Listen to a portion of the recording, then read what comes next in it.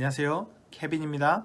오늘은 임신 전 BMI와 임신 중 과한 체중 증가가 아이의 신경 발달에 어떠한 영향을 미쳤는지에 대해서 얘기해 보고자 합니다. 그럼 시작해 볼까요? Let's diet!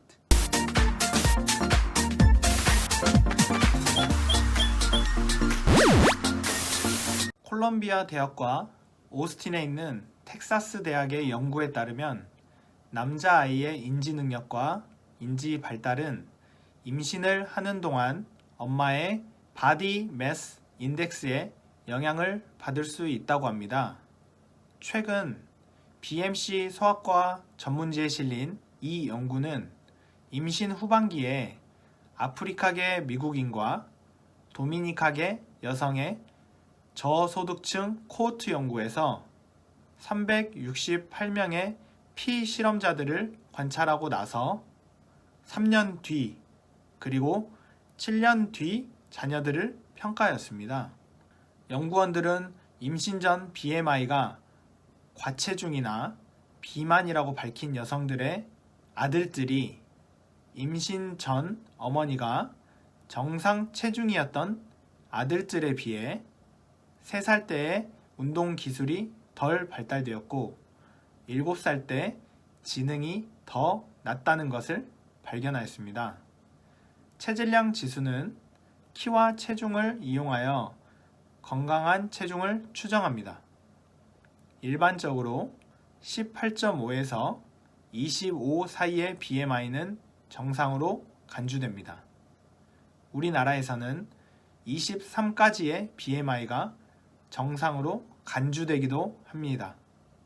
이 연구를 위해서 검사를 받은 임산부 중 23.9%가 임신 전에 과체중이었으며 이는 25에서 29.9까지의 BMI를 가지고 있었다는 것을 의미하며 22.6%는 30 이상의 BMI를 가지고 비만인 것으로 간주되었습니다. 이 연구는 남자 아이들 사이에서 산모의 비만과 과체중이 IQ와 상관관계가 있다는 것을 밝혀냈습니다.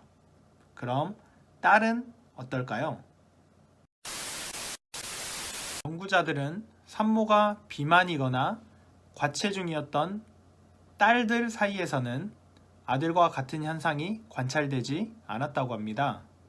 UT 오스틴의 영양학 조교수인 엘리자베스 와이드는 이번 연구 결과는 누군가를 수치스럽게 하거나 겁주기 위한 것이 아니다 라고 말했습니다. 또한 그는 우리는 이제 막 엄마의 몸무게와 아이의 건강 사이의 상호작용을 이해하기 시작했다라고 말하기도 하였습니다.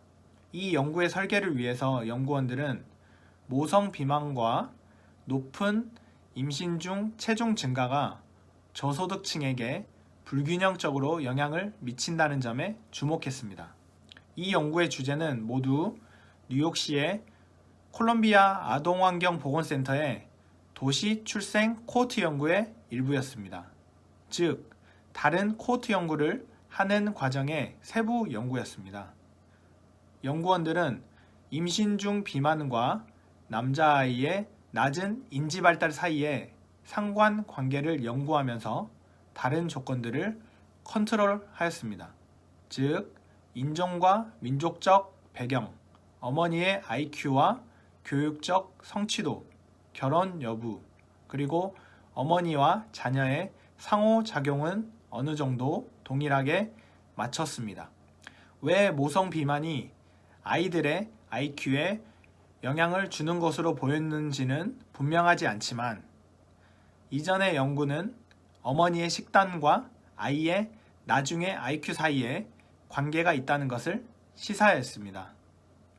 이 연구의 저자들은 어린 시절의 IQ가 나중의 삶의 성공에 대한 지표로 보였기 때문에 산모의 비만이 아이의 IQ에 어떻게 영향을 미칠 수 있는지에 대한 연구가 가치가 있다고 합니다. 최근 연구 결과는 비만과 임신에 대한 이전의 연구들을 뒷받침합니다.